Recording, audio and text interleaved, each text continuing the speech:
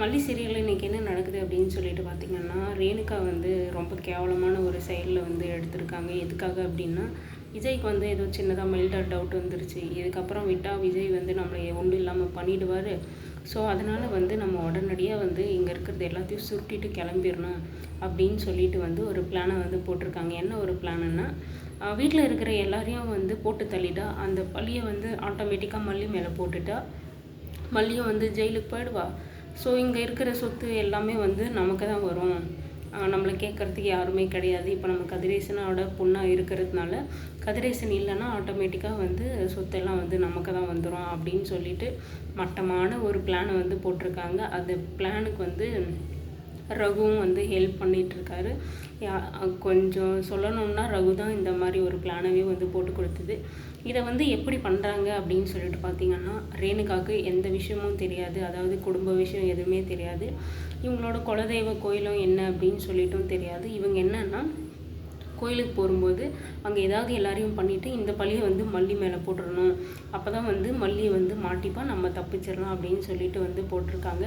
அதுக்காக வந்து ரேணுகா வந்து ராஜேஸ்வரி கிட்டே போயிட்டு கதிரேசனோட அவங்களோட குலதெய்வ கோயில் என்ன அப்படின்னு சொல்லி கேட்டு தெரிஞ்சுக்கிட்டு, இதை நம்ம குலதெய்வ கோயிலை தெரிஞ்சுக்கிட்டோம், இதுக்கப்புறம் எப்படி நம்மளை இவங்களை கோயிலுக்கு கூட்டிகிட்டு போகிறது அப்படின்னு சொல்லிட்டு பிளான் பண்ணி தனக்கு தானே வந்து தம் மேலே சாமி வந்திருக்கிறதா வந்து நாடகம் ஆடி கதிரேசனும் நிஷாவும் நம்ப வச்சு, நீங்கள் எல்லாரும் வந்து உடனடியாக வந்து குலதெய்வ கோயிலுக்கு வந்து போனோம், அங்கே போயிட்டு பூஜை பண்ணணும், கூடவே வந்து மல்லியையும் வந்து கூட்டிகிட்டு போங்க அப்படின்னு சொல்லிட்டு வந்து சொல்லியிருக்காங்க. எந்த சாமியாவது வந்து மல்லியையும் அப்படின்னு சொல்லிட்டு யாராவது ஒருத்தரை வந்து கண்டிப்பாக நீ வந்தாகணும் அப்படின்னு சொல்லுவாங்களா? குடும்பத்தோடு வாங்க அப்படின்னு சொல்லி தான் சொல்லுவாங்க. கதிரேசனை பொறுத்த வரைக்கும் மல்லி அவங்களோட குடும்பம் இல்லை. எதுக்காக வந்து இவங்க இப்படி சொல்லியிருக்காங்க அப்படின்னு சொல்லிட்டு கொஞ்சம் கூட யோசிக்காமல் இவங்க சொன்னதெல்லாம் சரி, சாமி தான் வந்திருக்கு, சாமி தான் சொல்லியிருக்கு அப்படின்னு சொல்லிட்டு கண்ணை மூடின்னு நம்பிட்டு இப்போ வந்து மல்லி மேலே வந்து பழி போட வந்து ஆரம்பிச்சிட்டாங்க. இதுலேயே வந்து கதிரேசனுக்கு வந்து சந்தேகம் வந்திருக்கலாம். இதெல்லாம் வராது, ஏன்னா வந்து தம் பொண்ணை வந்து கண்ணை மூடிட்டு வந்து நம்புறாருல்ல. ஸோ அதனால் வந்து நம்ப மாட்டார். இப்போ என்ன அப்படின்னா, இப்படி வந்து தம் மேலே வந்து இவங்களோட குலதெய்வ சாமி வந்திருக்கிறதா வந்து நடித்து ஏமாற்றியாச்சு. ஏமாத்தினது மட்டும் இல்லாமல் இப்போ எல்லாரும் வந்து கோயிலுக்கு வந்து கிளம்பி போகிறாங்க.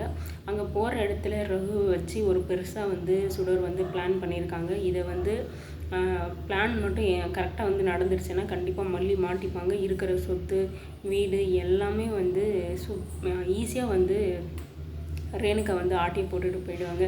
இது நடக்காது அப்படின்றது நமக்கு நல்லாவே தெரியும். ஆனால் வந்து வேறு ஏதாவது பிரச்சனை வந்து மல்லியோ விஜயோ மாட்டிக்குவாங்களோ. இப்போ விஜய்க்கு வந்து ஒரு சின்னதாக டவுட் வந்திருக்கு அப்படின்னு சொல்லிட்டு ரேணுகாவுக்கு நல்லாவே தெரியும். ஸோ அதனால் வந்து விஜயை மாட்டி விடவும் கொஞ்சம் யோசிக்க மாட்டாங்க.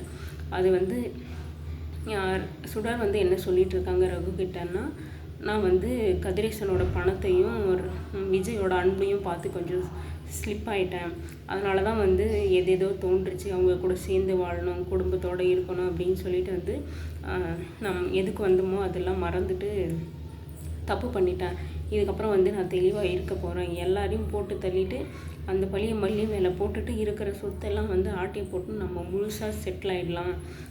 ஒரே ஒரு பிளான் தான், அதை எக்ஸிக்யூட் பண்ணால் நம்ம சூப்பராக வந்து செட்டில் ஆகிடலாம். இவ்வளோ நாள் தான் வந்து போலீஸ்கிட்ட மாட்டி திருடி அங்கே இங்கே ஏமாற்றி எவ்வளவோ கஷ்டப்பட்டுட்டோம்.